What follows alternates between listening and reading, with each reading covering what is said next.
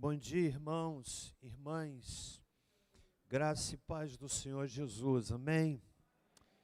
Que bom estarmos aqui para adorarmos a Deus e eu não sei você, mas eu tenho uma gratidão muito grande no meu coração por tudo aquilo que a gente tem visto o Senhor nosso Deus fazer no nosso meio. Você identifica, se compreende que Deus tem abençoado muito a sua igreja. Eu estava ali orando com as crianças que estão lá no Espaço Vida. Gente, como tem criança lá, como as crianças estão chegando. Mas muitas crianças. E criança traz adulto, e adulto de todo tipo. Então nós temos assim visto a mão de Deus agir na vida da nossa igreja. E nós vamos pedir a Ele que continue operando, não é? Você já tem me ouvido falar aqui que o meu desejo é de ver a nossa igreja cada dia mais apaixonada pelo Senhor, apaixonada pela visão de ganhar pessoas para Cristo, porque é isso que justifica a vida da igreja, né? Domingo nós tivemos ali um momento tão especial, né, derrubando o muro do espaço que é também da igreja. Você for lá ver hoje, vai ter uma visão bem mais clara, né? Mas tudo isso na verdade, é consequência. Nosso alvo maior é ganharmos muitas pessoas para Cristo. Você sabe o que é que eu idealizo, irmãos? É de nós termos celebrações tão carregadas, tão saturadas da presença de Deus, que nós sejamos levados a um quebrantamento, lágrimas nos olhos, desejo de consertar o que estiver equivocado na nossa história, na nossa vida. E quando isto acontecer, nós teremos um bom problema, que é o problema de onde vamos colocar as pessoas. Que as pessoas vêm onde tem presença de Deus. Então eu quero, nessa minha fala inicial, dizer da minha gratidão ao Senhor por tudo que Ele tem feito, agradecer aos irmãos que têm orado, né, por mim, por Débora, como conclamamos há 2 domingos atrás, a igreja interceder por nós. Eu sei que vários irmãos oram, há irmãos que dizem para mim: pastor, eu jejuo toda semana, eu tiro um dia de jejum para orar por sua vida e por seu ministério. E eu louvo a Deus por cada irmão, cada irmã que nos cobre com as suas orações. Muito obrigado. Essa é a minha palavra inicial.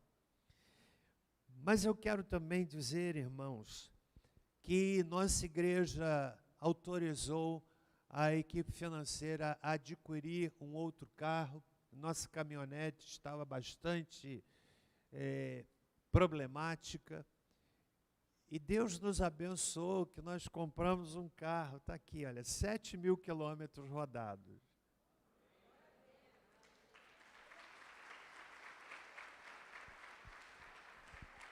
Se você quiser ver, está aqui parado no estacionamento aqui. Faça uma visita, pode até pôr a mão, né? Porque nós vamos consagrar a Deus esse automóvel. Foi uma coisa muito... Na verdade, quando Deus, né, está no negócio, é muito abençoador. Há 2 semanas atrás nós votamos, apareceu o carro, nós vimos nas condições ideais para a igreja, e o carro comprado, pago, segurado, e está lá no estacionamento. A gente vai consagrar a Deus, não é? Esse automóvel que é da nossa igreja. Isso é bênção de Deus também. tenho dúvida nenhuma, né? Não tenho dúvida nenhuma. E nós vamos fazer isso nesse momento, aproveitando também, vamos orar pelo Rodrigo e Crislaine, que vão completar 9 anos de vida conjugal. Onde é que está o casal? Fique em pé, por favor, aquele jovem casal. Deus abençoe vocês, né? O casamento de vocês é um milagre, não é verdade? É um milagre. Eu louvo a Deus pela vida desse casal. Também irmã Lourdes, que pede oração, que completa mais um ano de vida. Onde é que está a irmã Lourdes? Está lá atrás. Deus abençoe, né? E quero também incluir nesse momento, irmãos, de oração pela vida da nossa irmã Maria da Penha. Ela está partindo, ela sabe que está partindo. Mais de 90 anos, está hospitalizada ali na Unimed. Estive lá orando com ela ontem. Foi muito lindo, né? Porque ela já não está falando. Mas é muito lindo quando a gente ora com o servo de Deus e ao final da oração tem aquela lágrima assim, ó, escorrendo. Ela sabe que a partida dela se aproxima. E eu quero orar ao Senhor, pedindo que o Senhor dê descanso à sua serva, né? Nem sempre a nossa oração é oração de cura. Eu não vou pedir cura para uma senhora mais de 90 anos, com a saúde tão debilitada, não é? Eu preciso pedir, Senhor, dá descanso à tua serva, ela está preparada, é serva do Deus vivo. Então nós vamos orar nesse momento, pela vida da irmã Lourdes, pelo casal Rodrigo e Crislaine, pela irmã Maria da Penha, que está hospitalizada, e pela Rosaura também. Que luta que aquelas irmãs têm vivido, irmãos. Ela doente, partindo, e a Rosaura lutando com câncer agressivo, mas está lá, firme no Senhor. E eu digo isso porque às vezes a gente pensa que o nosso é o maior problema. Não é verdade? A gente tem uma cosmovisão reduzida, imaginando que o universo todo, dentro do universo todo, nós vivemos o maior problema. Aí eu vou lá no hospital, eu ligo para a Rosaura, oro com ela, eu vejo a luta dela, eu vejo a luta da irmã Penha, aí eu fico pensando, meu Deus, há situações que eu sinto até vergonha, não é? Então nós vamos orar nesse momento, consagrando a Deus o automóvel, orando por esses pedidos, orando pelo ministério infantil, né? Eu repito, tem feito, irmãos, aquela equipe tem feito um trabalho magnífico, magnífico. Domingo passado, fizeram a festa do céu, né? Numa desconstrução da ideia de Halloween, fizeram a festa do céu, tinha mais de 100 crianças. O tempo chuvoso, se você for lá do Espaço Vida, eu já estou pensando assim, como é que a gente vai fazer, hein? Porque a igreja está crescendo e vai crescer muito mais. Eu já estou pensando assim, como é que a gente vai fazer? Como é que a gente vai fazer? Se o vizinho souber que a gente está começando a olhar para o lado direito, mas ainda não estou olhando para o lado direito, não, né? Nós vamos orar a Deus para que Ele nos abençoe. E como igreja é lugar de oração, se você quiser e puder, põe um fundo musical ali, irmão, alguém puder tocar, nós vamos nos ajoelhar aqui, vamos falar com Deus nesse momento. Quem quiser, quem puder, vamos falar com o Senhor.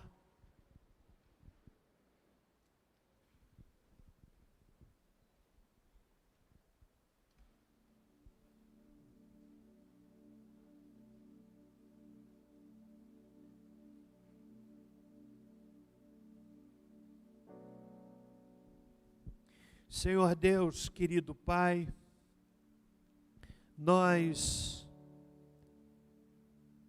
somos muito gratos por tudo aquilo que o Senhor tem feito, Pai, na vida desta igreja. Nós somos muito gratos pela maneira como o Senhor tem abençoado o nosso ministério. Obrigado, Senhor, porque o Senhor tem sido tão bondoso. O Senhor tem nos levado, Pai, aonde nós não poderíamos imaginar. A bênção do Senhor na vida desta congregação é notória. E é uma congregação formada por pecadores, por pessoas que têm contradições, que têm limitações. Mas Deus, o Senhor conhece o quanto nós amamos o Senhor. E amamos o Senhor porque o Senhor nos amou primeiro. Nesse momento, eu quero apresentar a Ti algumas necessidades. Quero colocar a vida da irmã Penha. Pedir, Senhor, que o Senhor dê descanso à Tua serva. É uma oração humanamente difícil de ser feita. Mas eu quero, Pai, te agradecer porque ela está firme no Senhor. Almeja ver o seu bendito Salvador, Jesus Cristo. Dá descanso à tua serva. Não a deixa, Pai, sofrendo sobre aquele leito do hospital. Oro pela vida da irmã Rosaura. Renova as forças dela, Senhor. Como aquela moça tem sido uma guerreira. E só o Senhor para dar a ela a força necessária para, não obstante a sua luta pessoal, poder cuidar da sua mãe com tanto carinho. Um cuidado que inspira, Senhor. Cuida delas, em nome de Jesus. Quero, Pai, colocar os demais enfermos, irmãos nossos que aqui estão passando por lutas variadas, pessoas que estão entristecidas, talvez, por alguma resposta que obtiveram, que não era aquela que eles gostariam. Pessoas talvez lutando com problemas dentro de casa. Pessoas talvez amarguradas por alguma decepção. Pai, seja qual for o motivo, olha aqui, Pai, olha esse povo que se ajoelha diante de Ti, numa expressão física que traduz o sentimento do nosso coração. Estende a Tua mão, Senhor, sobre cada um. Quero também Te agradecer pela vida da Crislaine e do Rodrigo. O casamento deles é um milagre, Senhor. E eu peço ao Senhor que os abençoe nesse momento em que estão prestes a completar 9 anos. Obrigado pelo que o Senhor tem feito na vida deles. Obrigado pela irmã Lourdes também, que aniversaria, e outros que, de igual forma, completam mais um ano de vida. E nesse momento também, Senhor, eu tomo em minhas mãos a chave deste automóvel. Há 2 semanas atrás, aqui para a igreja aprovou.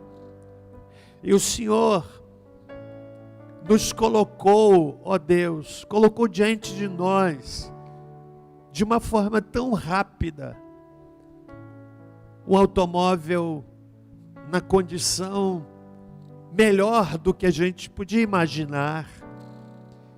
E queremos nessa hora consagrar a Ti, Pai, este automóvel que é para serviço da igreja, das necessidades da igreja, Senhor. Muito obrigado.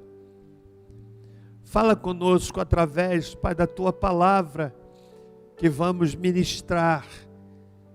Quero também pedir pelo ministério infantil. Que trabalho lindo, Pai, que os Teus servos estão realizando ali. Muitas crianças, o espaço está ficando pequeno, Senhor. Eu quero pedir que o Senhor abençoe toda aquela equipe tão dedicada. Eu oro assim, em nome de Jesus. Amém. Meus irmãos,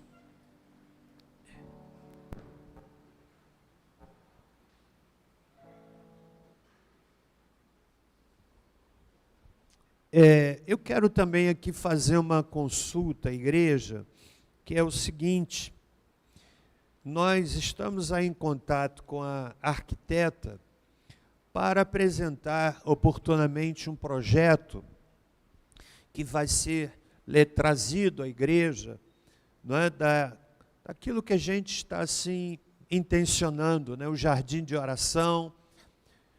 Até peço ao irmão que vá lá ver onde está agora com a parte coberta. Tiramos um muro, aquela área a gente intenciona ter ali um jardim de oração, um cenáculo, pensando também na revitalização do espaço vida, do estacionamento. E eu quero fazer uma consulta à igreja. Se os irmãos permitem, eu até entendo, não há necessidade de uma assembleia, que a equipe financeira da igreja, sob a liderança do pastor, e quem mais o pastor entender convidar, para esse momento de negociação, se nós formos lá, conversamos, aí trazemos para a igreja votar, depois voltamos lá, isso leva um pouquinho de tempo. Então os irmãos permitem, autorizam que o pastor, juntamente com a equipe financeira, nesse momento de negociação, não do projeto não vamos convidar vários irmãos, mas os irmãos autorizam que o pastor lidere essa equipe para agilizar. Os favoráveis membros da igreja, levantem uma das mãos, por favor, bem alto. Contrários. Ok, eu estou então trazendo isso para facilitar, evidentemente que a igreja vai ter as informações de todo o custo daquilo que a gente vai tratar. Posto isto, vamos então ao nosso estudo dessa manhã. Nós temos estudado, já por alguns domingos, um livro intitulado Lealdade e Deslealdade. Põe a capa do livro, por favor, de Dag Heward-Mills. Esse livro tem sido nosso livro de estudo, de análise. É um livro que o autor é um pastor que é médico, não é brasileiro, e ele traz assuntos muito importantes, sobretudo no que respeita à liderança. Eu disse aqui, em uma das nossas falas, que a intenção de estudar esse assunto é, em primeiro lugar, identificar as possibilidades de deslealdade dentro do nosso coração. Depois, identificar as possibilidades de deslealdade naqueles com os quais nós lidamos. A intenção é de nos prepararmos como equipe, como igreja. Eu disse na última fala sobre esse assunto que eu gostaria muito de ter compreendido estes princípios há anos atrás. Eu não teria sofrido questões de pastoreio sofridas por conta do que eu estou aprendendo neste livro. E que talvez até também não teria feito alguém sofrer, né? Porque a liderar pessoas, nem sempre a gente acerta. Nem sempre. Eu acredito pessoalmente que a definição de ministério vitorioso é quando a gente, essa matemática, é quando a gente acerta mais do que erra. Porque faz parte do processo. É claro que nem toda orientação que o pastor dá agrada aos membros da igreja. Primeiro, porque ele é humano. Segundo, porque as decisões são tomadas, na boa maioria das vezes, conhecendo o espectro geral, o cenário todo, enquanto que o liderado conhece uma parte do cenário. Então, irmãos, como a gente quer ser uma igreja que cresça de forma segura, eu estou trazendo esse assunto que já estou caminhando até para o fim, para que nós tenhamos um ambiente, uma fundação, um chão para a nossa igreja crescer, baseada no princípio da lealdade.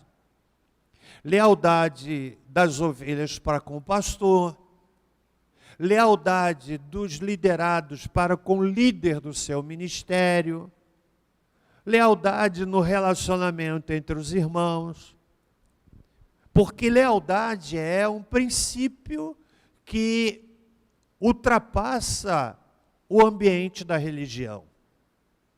Por isso, nessa manhã, eu quero analisar um dos capítulos do livro que eu coloco da seguinte forma: sinais que podem nos colocar em deslealdade. Esse é o tema.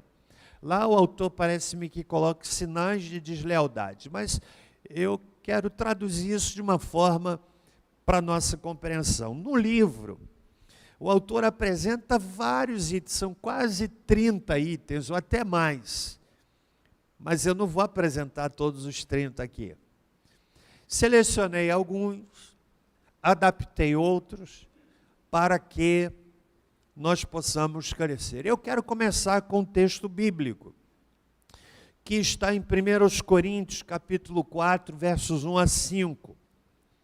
Como são vários itens que nós vamos levantar aqui, eu o farei com alguma velocidade, para que não ultrapassemos o horário habitual do término do culto.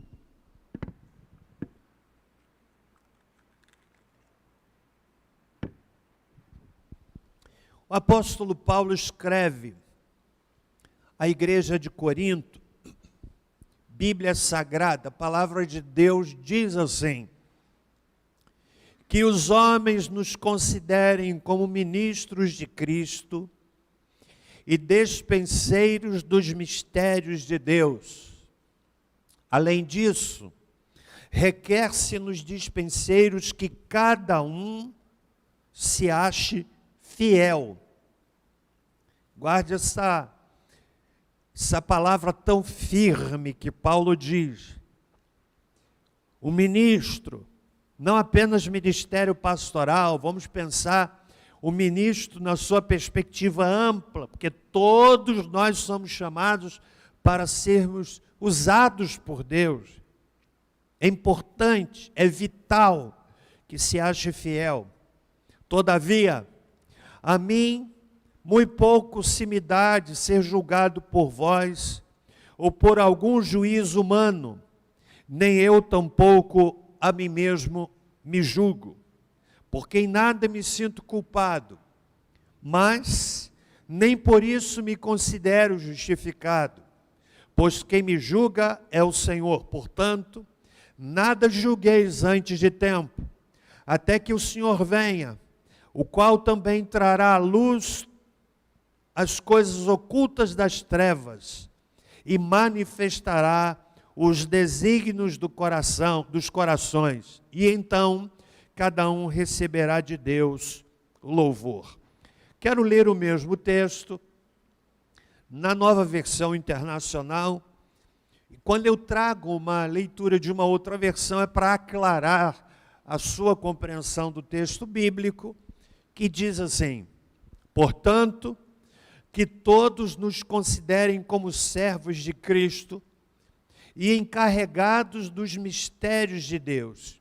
O que se requer destes encarregados é que sejam fiéis. Vamos pensar aqui em fidelidade no sentido de lealdade. Pouco me importa ser julgado por vocês ou por qualquer tribunal humano. De fato, nem eu julgo a mim mesmo, embora em nada minha consciência me acuse, nem por isso justifico a mim mesmo. O Senhor é quem me julga. Portanto, não julguem nada antes da hora devida. Esperem até que o Senhor venha. Ele trará à luz o que está oculto nas trevas e manifestará as intenções dos corações. Nessa ocasião, cada um receberá de Deus a sua aprovação. O autor no livro, ele então enumera vários itens, chama a atenção de vários elementos que devem ser observados em nós mesmos, bem como naqueles com os quais nós nos relacionamos. E eu vou então citá-los e comentar alguns deles. Em primeiro lugar, um líder que decepciona em tempos de pressão ou crise é alguém que tem uma forte propensão à deslealdade. Observe os líderes que se ausentam quando a igreja está passando por tempos difíceis.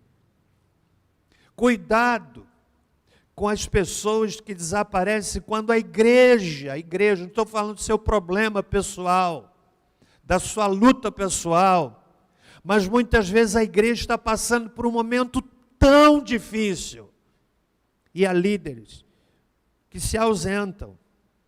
É em tempos de pressão que você vê o caráter real de uma pessoa. Cito o texto de Provérbios 25, verso 19. Como o dente estragado, o pé deslocado é a confiança no hipócrita na hora da dificuldade.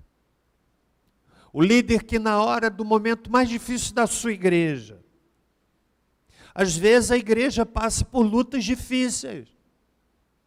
Nós, como segunda igreja, já passamos por muitos momentos terrivelmente difíceis. E provavelmente nós ainda os enfrentaremos. Mas o líder, nesses momentos, ele não tem o direito de se ausentar. Ele tem o dever de se aproximar, colar ombro e dizer: estou junto para o que deve ir. Outro sinal que pode nos colocar em deslealdade, líderes que têm fraquezas morais.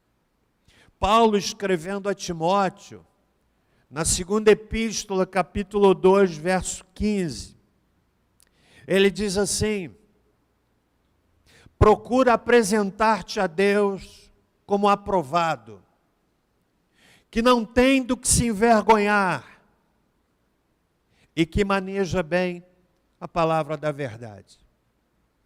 Às vezes, eu ouço alguns elogios à conduta do pastor. Porque pastor, e fazem vários elogios de pessoas que ouvem de pessoas de fora. Como alguém me disse que foi fazer uma compra de um automóvel e chegou lá para fazer a compra do automóvel e disse assim, mas eu só acho que foi até um dos pastores que disse para mim, não lembro quem falou. E chegou lá e disse assim, não, eu sou lá da segunda igreja, pastor Celso. E o vendedor então teria dito, então pastor Celso, então está tudo ok. Eu não olho isto como elogio. Eu não olho isto como mérito. Eu olho isto como algo que, mais do que necessário, é obrigação. Sim ou não?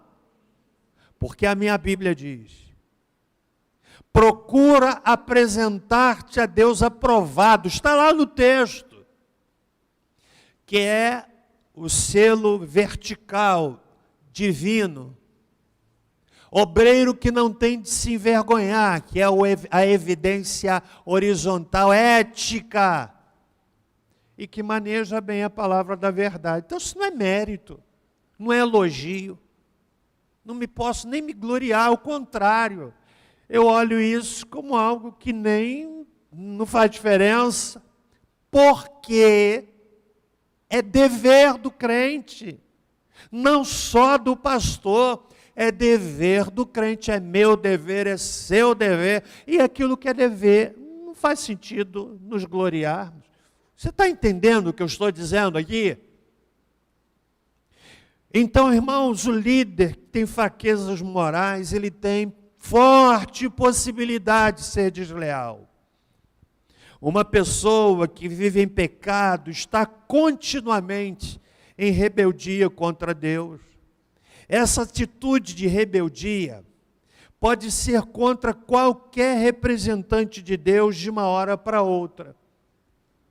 Eu já vi isso acontecer. Você confrontar alguém que está com a vida errada por causa de pecado, e por não aceitar o confronto em razão da sua vida errada, descarrega no líder, no pastor,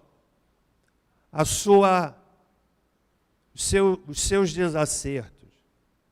Você pode também, eu vou ter que ler muitas coisas aqui dos itens, porque a memória está um pouquinho cansada.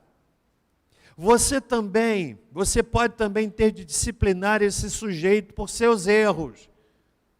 E em sua ira, diante da sua correção, ele pode abandoná-lo em rebeldia. Essas pessoas, em geral, vão por aí inventando histórias ruins. Eu já vivi isso. Já vivi isso. Elas têm de dar explicação de por que deixaram a igreja. Então, irmãos, líderes que têm fraquezas morais, precisam acertar, porque se não fizerem, vão se tornar desleais. Eu digo, não vou citar aqui detalhes, mas eu já vivi isso, de ser hostilizado, de ser, enfim, não bem tratado, porque a gente foi confrontar um indivíduo por causa do erro dele. Por causa do erro dele. Terceiro lugar, que é que pode levar a pessoa à deslealdade? Líderes que têm fraquezas financeiras. A palavra de Deus diz assim em João, capítulo de número 12, versos 4 a 6. Então, um dos seus discípulos, Judas Iscariotes, filho de Simão, o que havia de traí-lo, disse: por que não se vendeu este unguento, este perfume, por 300 dinheiros, e não se deu aos pobres? Olha que o texto fala de Judas, que aparenta uma preocupação de solidariedade. Por que não se vende e se dá aos pobres? Nem todo argumento que vem com a roupagem de solidariedade, de filantropia, tem na sua essência, na sua gênese, na sua raiz, a preocupação filantrópica. Não, muitas vezes, uma roupagem bonita para esconder um desígnio perverso.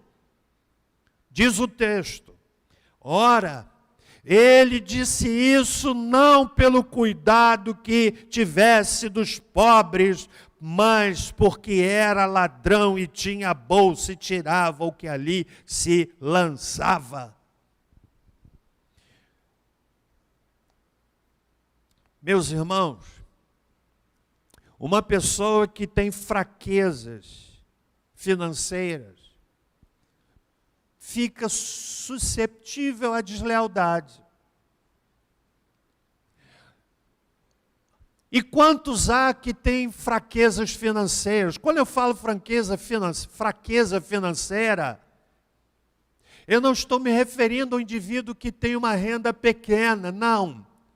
Mas eu estou me referindo àquela pessoa que tem uma matemática equivocada, e a matemática equivocada independe do quanto se ganha. Ou seja, gasta mais do que ganha. Lida com recursos que não são seus, e o indivíduo que tem essa matemática equivocada pode cair na armadilha de: não é meu, eu estou administrando, eu vou usar para suprir uma necessidade minha, mas logo daqui a pouco eu vou repor. Ele entrou numa armadilha que ele não consegue repor e cria um vício. Cria um vício de incorporar à sua finança, às suas finanças, aquilo que não lhe pertence. É uma deslealdade. E essa deslealdade vai se manifestar em outras áreas também. Estão comigo até aqui? Quarto lugar, o que é que pode levar uma pessoa à deslealdade? Um outro sinal: líderes que são mundanos. Meus irmãos, Romanos, capítulo de número 8, e no versículo de número 7, nos diz assim: a inclinação da carne é inimizade contra Deus, pois não é sujeita à lei de Deus, nem em verdade o pode ser. A inclinação da carne, ou seja, o prazer da carne, das coisas que não agradam a Deus, a minha Bíblia diz que coloca o indivíduo em inimizade contra Deus. Um líder que ama assistir filmes mundanos e pervertidos é um desleal em potencial. Alguém que admira as coisas do mundo é certamente atraído por elas. Queridos, eu não consigo entender na playlist do crente, no seu carro, canções tais como: você não vale nada, mas eu gosto de você. Tem uma canção que é assim. Ou então canções que têm um teor provocante. Não faz sentido na vida do crente. Eu não estou dizendo que você tem que colocar também só louvor e alguns louvores que são uma sofrência.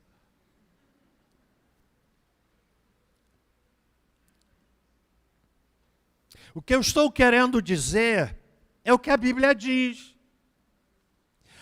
Amizade ao mundo, com o mundo, inclinação para o mundo, é inimizade contra Deus. Não dá para fazer as duas coisas e ficar bem. Há muitos anos atrás, eu ainda era seminarista, fui convidado para pregar em uma igreja. E naquela época, os pastores convidados eram hospedados na casa dos irmãos. Ou então, na igreja. Eu já fiquei em cada lugar, irmão. Uma ocasião, Débora e eu tínhamos só Reuel, ele nem lembra isso, que era pequenininho. Nós fomos hospedados nos fundos da igreja, num quartinho dos fundos da igreja, mas o que tinha de barata... Quem aqui ama barata? Não responda, não. Mas era comum a gente ir para a casa de um irmão, ou para a casa do pastor, ou para a igreja. Agora eu acho mais fácil colocar o obreiro no hotel, né? Até cheguei a pensar, vamos fazer uma kitnet para hospedar pregador. Não, dá muito trabalho, põe no hotel, o hotel vai ter café da manhã, limpeza, e resolve, é mais fácil. Ou então nós íamos pregar, e pregava de manhã, e ia pregar à noite, eram chamadas séries de conferência, e a gente ia para a casa de um dos irmãos para almoçar. E eu me lembro muito bem que eu fui para a casa de uma família, fiquei sentado ali na sala, enquanto a esposa preparava o almoço, uma mesinha no centro da mesa, da sala, com alguns livros, com algumas revistas, e eu peguei uma revista e comecei a folhear. Meu Deus do céu! Meu Deus do céu! Parece que eu levei até um choque. Porque vai se o dono da casa chega e me vê vendo aquela revista, diz, pastor.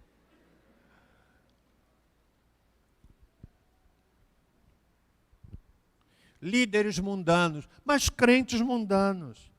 O autor diz uma coisa muito interessante: alguém que admira as coisas do mundo é certamente atraído por elas. E ele completa: tal pessoa poderia abandoná-lo como Demas abandonou Paulo. A Bíblia fala de Demas. Está lá em 2 Timóteo, capítulo 4, verso 10. Olha o que a Bíblia diz. Porquanto Demas, havendo amado mais o mundo secular, me abandonou e se foi para Tessalônica. Compreende? Lealdade é compreendida num espectro, num leque de ações, como a gente está aprendendo aqui. Então, líderes que são mundanos, irmãos e irmãs, eu não sei você, mas lá em casa, quando a gente assiste um filme, a gente assiste o filme como quem come uma fruta que você compra e que tem partes estragadas. Você já comprou? Comprou uma maçã, uma pera, você põe lá na sua fruteira e ela magoou, estragou um pouquinho. Eu não sei você, eu não costumo jogar fora, não. Se der para aproveitar, o que é que eu faço? Corto a parte ruim e como a outra. A não ser manga, porque manga, eu gosto muito de manga, mas manga, quando magoa um pedaço, parece que ela fica toda contaminada.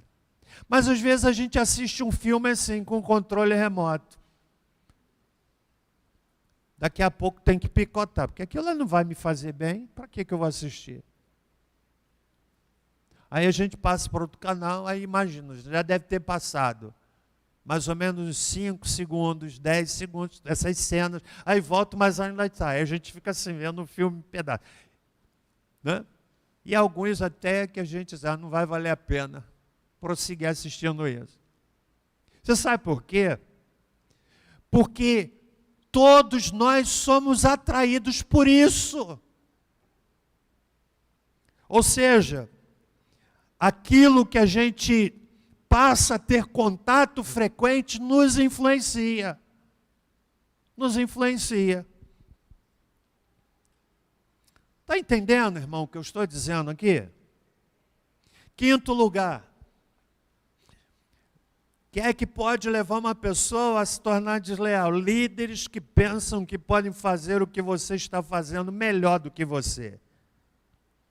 Qualquer pessoa que esteja olhando o pastor, ou o sênior, ou o líder de ministério, vou incluir aqui, e tenha pensamento do tipo: eu poderia fazer isso melhor, ou se eu tivesse chance, também ministraria daquele jeito, e provavelmente até melhor. É uma pessoa perigosa para se ter ao seu redor. Como Absalão. Absalão pensou que poderia fazer o trabalho do seu pai, Davi, melhor do que ele. Se colocava na entrada da cidade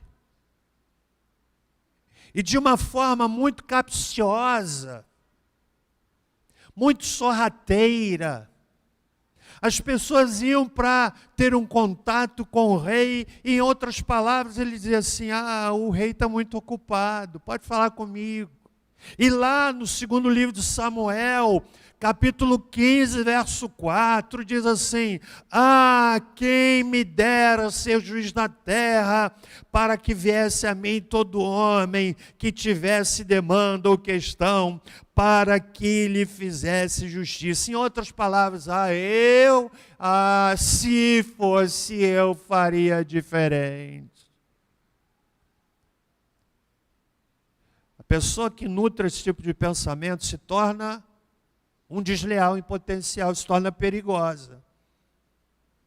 Porque ele ouve a queixa de alguém, diz assim: não, mas eu faria diferente. Ele já escorregou, vazou um juízo. Entende o que eu estou colocando aqui? Sim ou não, irmãos? Posso continuar pregando? Então diga assim: prega, homem de Deus. Esse prega, homem de Deus, está muito... Mas eu vou continuar pregando assim mesmo.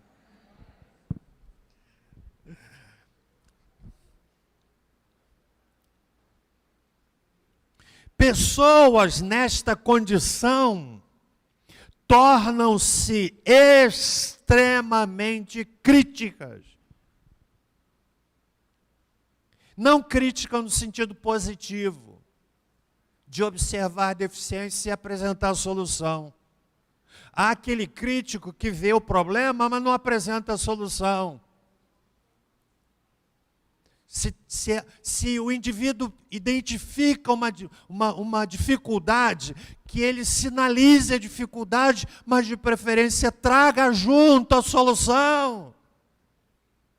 Então a pessoa se torna crítica. Você sabia que o corpo fala? Você sabia que a gente pode identificar sinais de que a pessoa está mentindo pela forma como ela reage com o seu olhar? Deixa eu olhar para vocês aqui. Você sabia que o corpo fala? O corpo dá sinais de que o indivíduo não só não está aceitando, como ele está rejeitando. E eu não vou dizer aqui para você quais os sinais. Porque se eu falar, alguns já vão mudar a posição. E não significa necessariamente que a sua posição seja uma posição de rejeição. Sexto lugar. O que é que leva uma pessoa potencialmente a se tornar um desleal? Líderes feridos que nunca se recuperam de suas feridas. Há dois tipos de indivíduos: aquele que se recupera da ofensa e segue adiante com a sua vida. Mas há aquele que parece armazenar alguma falta de perdão. Meu irmão, quase todas as pessoas desleais, diz o autor do livro, possuem um histórico de terem sido feridos em algum momento ou outro. Em algum momento foram atingidas por alguma coisa que foi dita ou feita. Nós somos susceptíveis a sermos feridos. Mas também somos susceptíveis a ferir. Porque isto faz parte do relacionamento humano. A gente fere. E a gente se fere. Mas a questão é como eu administro isso. Como eu administro isso?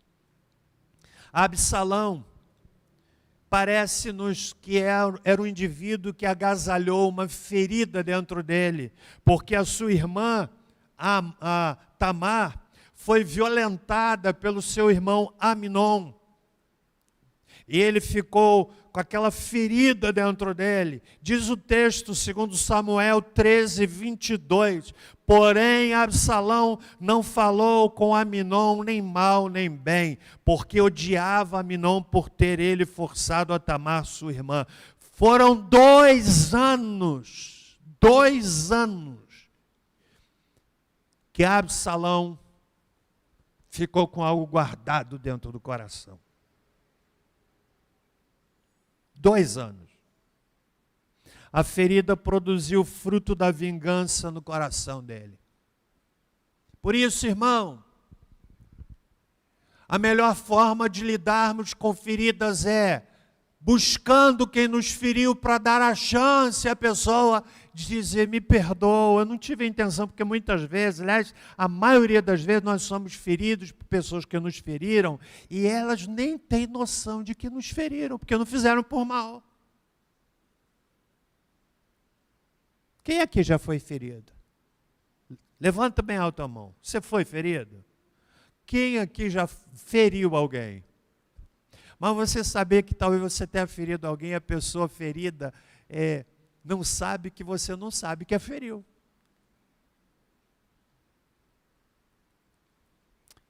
Então procure a pessoa. E como é que se faz isso?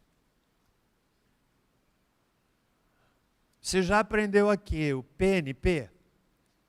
Positivo, negativo, positivo. Irmão, meu querido irmão, olha, você é meu irmão em Cristo, eu observo que você é uma pessoa de Deus, é o positivo, mas eu quero acertar com você essa questão que não ficou tal, aí você fala o negativo, aí volto para o positivo, porque, meu irmão, nós podemos juntos fazer muita coisa, e aí a coisa é acertada. Mas há pessoas que querem acertar assim, porque você fez comigo, e não sei o quê.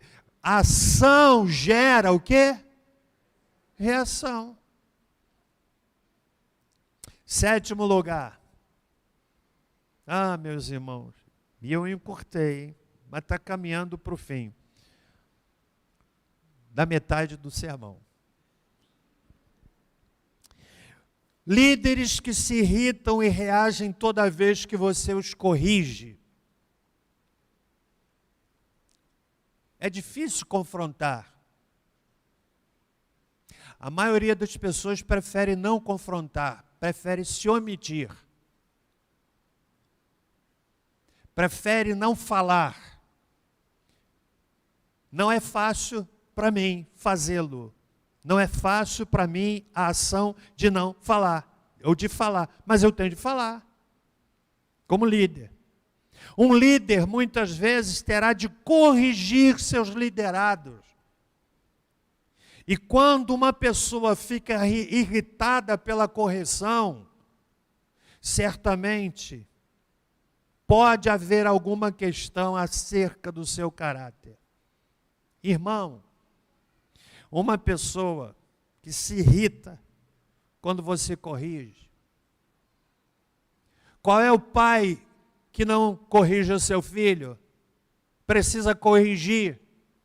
Corrija a criança, conserte a criança para não ter de tentar consertar o adulto.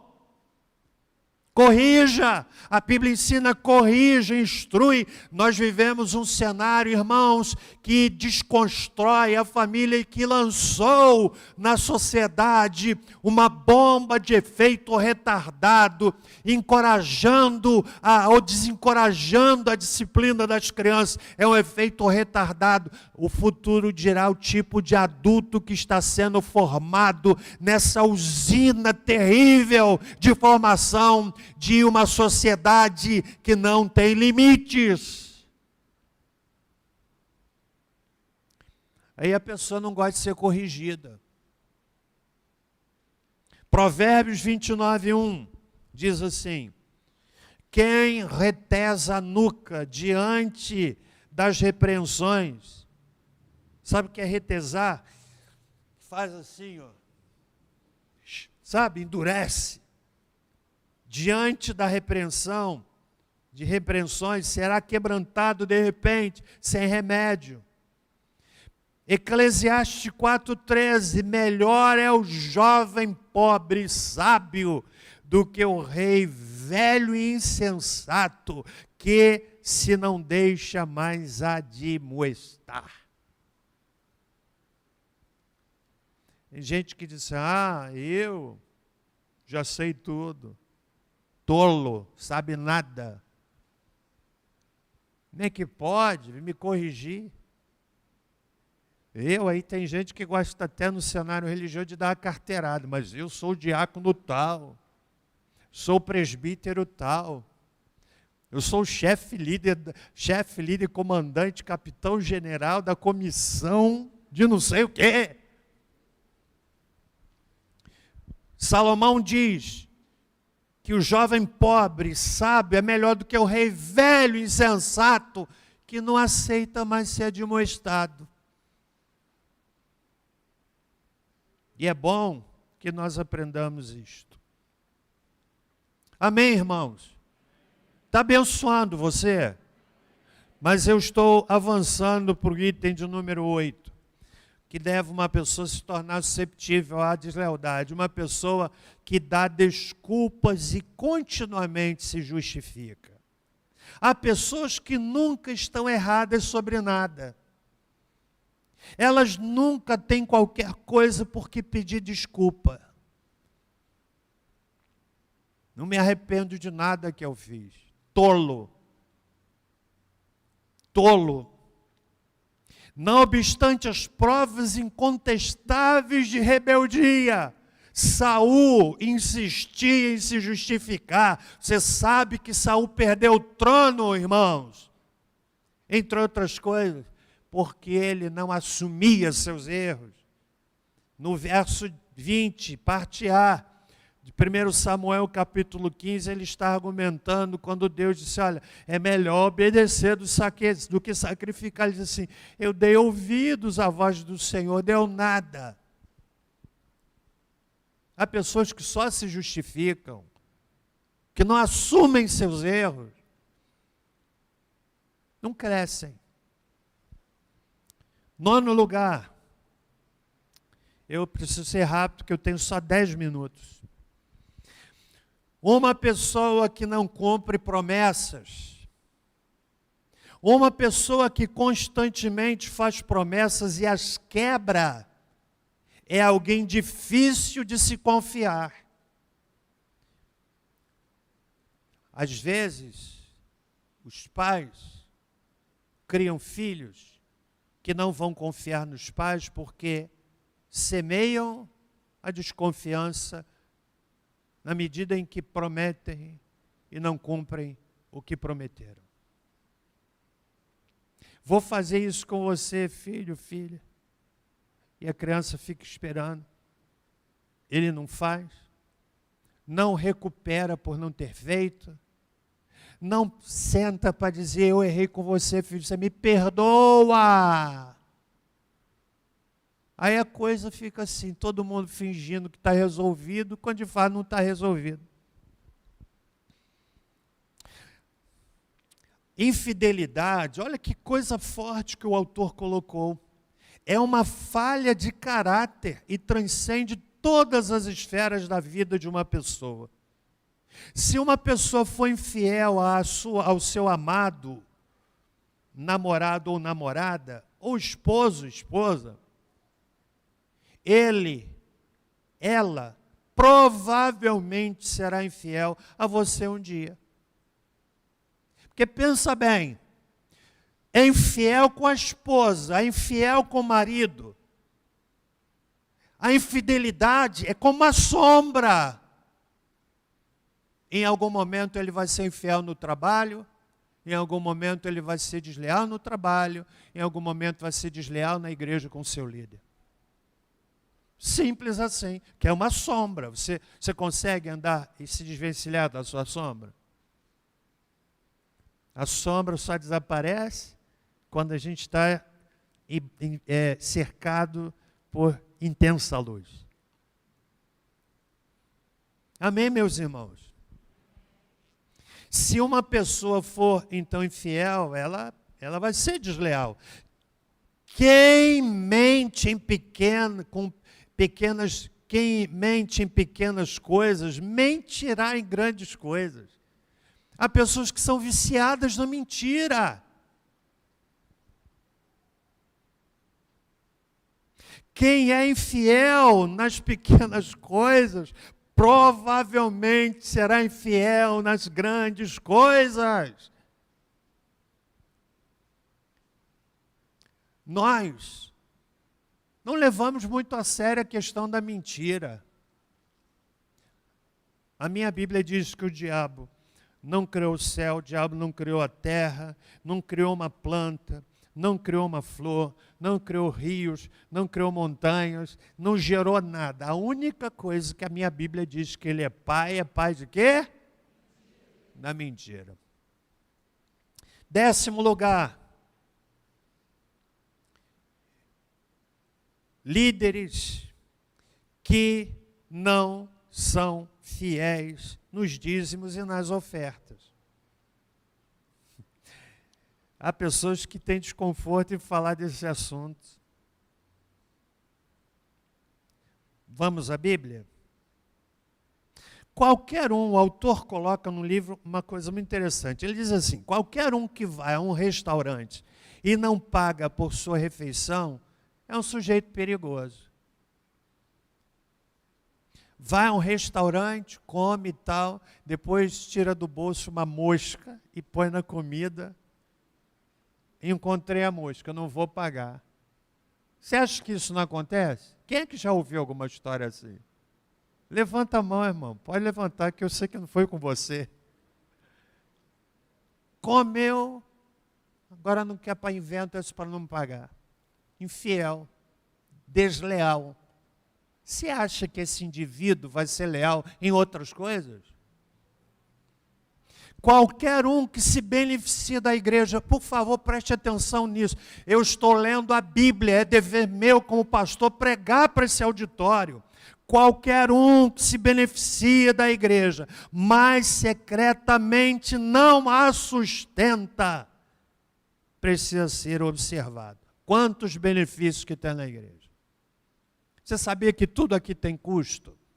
Nós estamos pensando na possibilidade de instalar energia solar, porque pagamos mais de R$3.000 por mês de conta de luz. Então isso dá para a gente parcelar e colocar energia solar. Sabia que tem custo? Nós temos 3 zeladoras, 2 vigias, 1 administrador, pagamos luz, manutenção dos automóveis. Isso não vem do céu, vem de Deus através da sua fidelidade. Tudo tem custo. Está tudo limpinho, sim ou não? Álcool em gel, tudo, você é beneficiado. Ar-condicionado, coisa boa, ar-condicionado. Mas você sabia que ar-condicionado precisa de energia? E energia custa caro.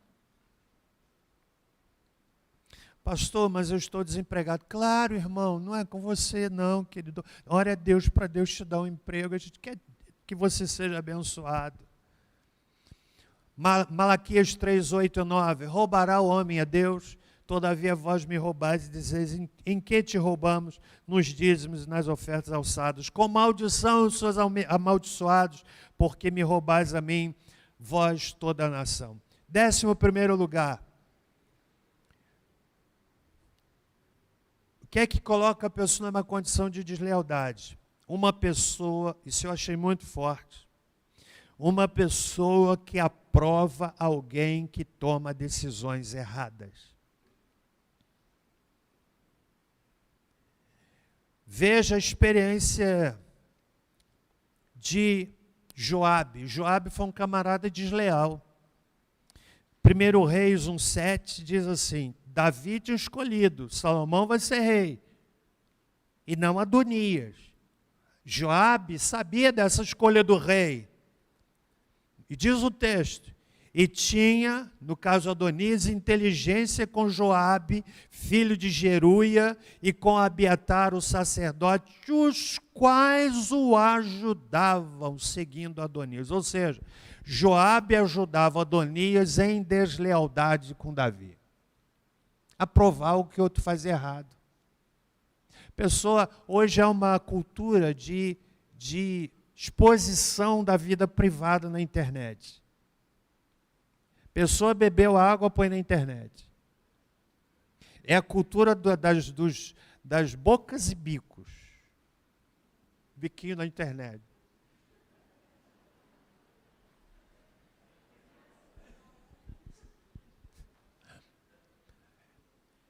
Comprou uma roupa, comeu arroz com feijão, vai para a internet. Faz besteira, põe na internet. E pior é você ver os comentários. Eu tenho evitado, já desinstalei Facebook do meu celular, eventualmente eu visito. Sabe por quê? Porque me faz mal. Aí às vezes você vê lá a pessoa curtindo uma coisa que não faz sentido para um crente. E pior, aquele que aplaude. Meu Deus! Estou pegando pesado hoje?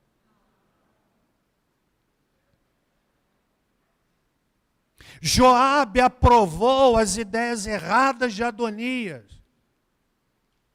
Há muitos anos atrás, eu conheci uma comunidade, irmãos, em que tinha um membro da igreja que estava adulterando. Lá não vou dizer qual é o nome da cidade. E tinha gente da igreja que facilitava, que patrocinava aquele encontro. Ao meu ver, tinha que passar régua em todo mundo. Porque erra quem faz. E erra mais ainda quem apoia aquele que está errando. Sim ou não? Ou você, não quero me envolver. Essa cultura do não envolvimento é diabólica. 12º lugar. Posso passar 5 minutos na mensagem, irmão? Se você precisar sair, eu entendo, mas eu não posso encerrar agora. Uma pessoa que envenena você sobre outros e outros sobre você. Uma pessoa que envenena você sobre outros e os outros sobre você. O objetivo é fazer com que as pessoas vejam o outro com as lentes da pessoa ferida. A minha Bíblia diz, Hebreus 12, segui a paz com todos e a santificação, sem a qual ninguém verá o Senhor, tendo cuidado de que ninguém se prive da graça de Deus e de que nenhuma raiz de amargura brotando vos perturbe, por ela muito se contamine. Uma pessoa magoada, ela tem uma tendência natural de contaminar. Ela fala para um, fala para outro, fala para um, fala para outro, e vai envenenando os outros, e vai envenenando aqui, e vai envenenando ali, e vai envenenando lá.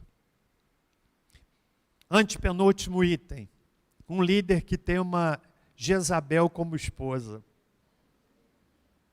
A Bíblia diz em Provérbios 14:1, a mulher sábia edifica a sua casa, mas a louca com as suas mãos a derruba. Jezabel era uma mulher que empurrava seu marido para fazer coisas erradas. Todo pastor experiente não deve apenas olhar para o caráter do líder, mas também para o caráter da esposa do líder. A esposa tem grande influência na vida do marido. Ela pode tanto edificá-lo como destruí-lo. Uma esposa jezabélica, eu gostei dessa expressão. Uma esposa jezabélica irá encorajar o marido a ações erradas. Um líder que está sempre atrasado para as reuniões. Pessoa tem que ser pensada. Nem todo atraso é intencional. Algumas são circunstanciais. Você vem para Barra do Piraí, pegou um trânsito. Mas imagine, você marcou uma coisa, tem um encontro com o líder, tem um encontro com o pastor, na hora tal, aí você, numa sexta-feira, encontra aqui o trânsito todo entupido. O que você faz? Avisa aí que eu estou aqui num trânsito apertado. Mas isso acontece uma sexta, 2 e 3 e um mês, aí tem problema. O autor do livro diz: atraso persistente é um reflexo de uma indisposição da pessoa para ser parte da reunião. Ah, vai atrasar mesmo? Sei que no início eu vou chegar só na hora. Ei, irmão, isso é um sinal pequeno grave. Entende? Quem é que tem mais facilidade de chegar atrasado? Quem mora perto ou quem mora longe? Quem é que tem mais facilidade? Quem mora perto ou quem mora longe? Quem mora longe sai cedo. Quem mora perto sai tarde. Por isso que quem mora perto, quem mora longe, normalmente chega primeiro. E por fim, e você pode dizer amém, não porque eu falei que é por fim, um líder que não honra seu pastor. Muita facilidade de falar sobre isso, porque 43 anos pastoreando o rebanho dá tranquilidade e autoridade para dizer o que eu vou dizer a você. Há pessoas que espiritualizam desrespeito ao pastor, dizendo, não, vou obedecer ao homem. Ei, mas se tem homem que Deus colocou, é o seu pastor, que precisa ser honrado. A Bíblia diz, Hebreus 13, 7, lembrai-vos dos vossos pastores que vos falaram a palavra de Deus, a fé dos quais imitai, atentando para a sua maneira de viver. Pastor precisa ser exemplo, não é mérito, falei isso anteriormente.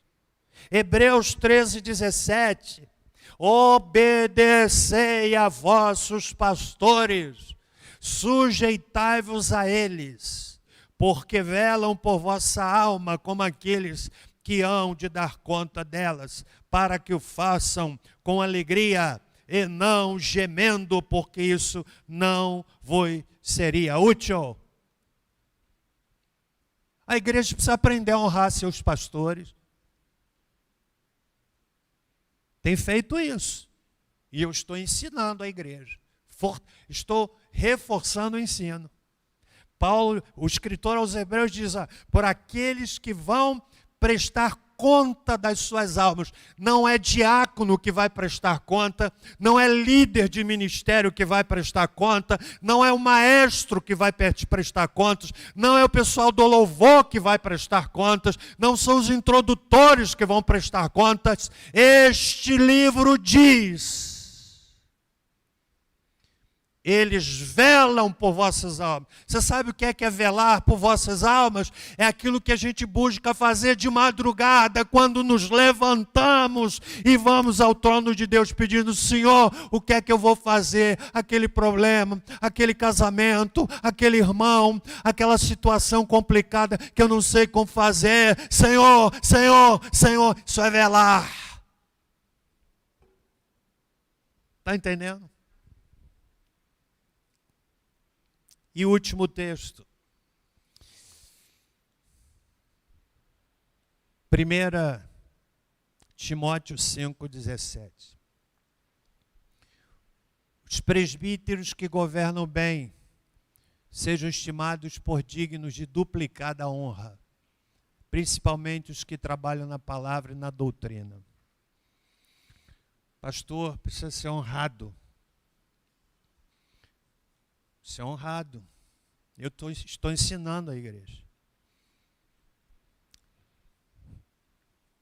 E há princípios aqui. Observe. Já viajei, preguei em muitos lugares, irmãos. Observe as famílias daqueles que machucaram seus pastores.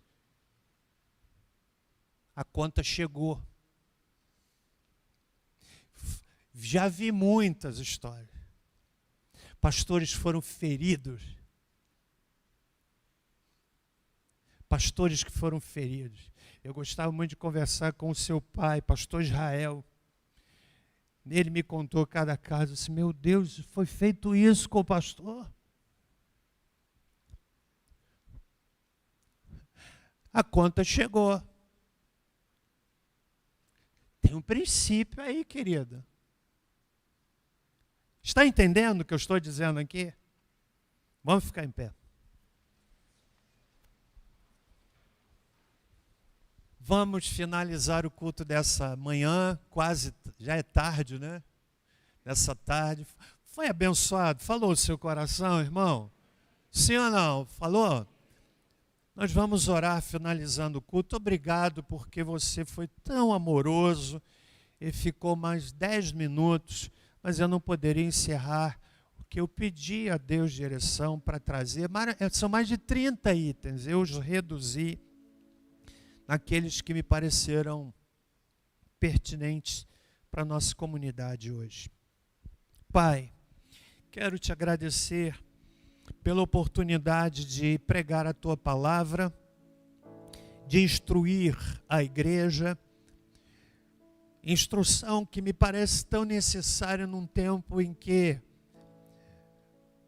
há uma desconstrução do princípio de autoridade, de lealdade, há uma desconstrução do princípio da fidelidade, e os efeitos estão aí, efeitos nocivos. Quantos maridos que não são leais às esposas, quantas esposas que não são leais aos seus maridos, quantos filhos que não são leais aos seus pais. É uma cultura perversa que se alastra como uma epidemia terrível. E rogamos ao Senhor que nós sejamos vacinados com a palavra do Senhor para que esse vírus maldito da deslealdade não encontre em nós um ambiente propício à sua proliferação. Abençoa a tua igreja, leva-nos em paz, dá-nos uma tarde tranquila e que o amor de Deus, o nosso Pai, que a graça salvadora de Jesus, que a doce consolação do Espírito Santo conosco sejam, com todo o povo de Deus, pela face da terra espalhado, desde agora e para todo sempre. Amém.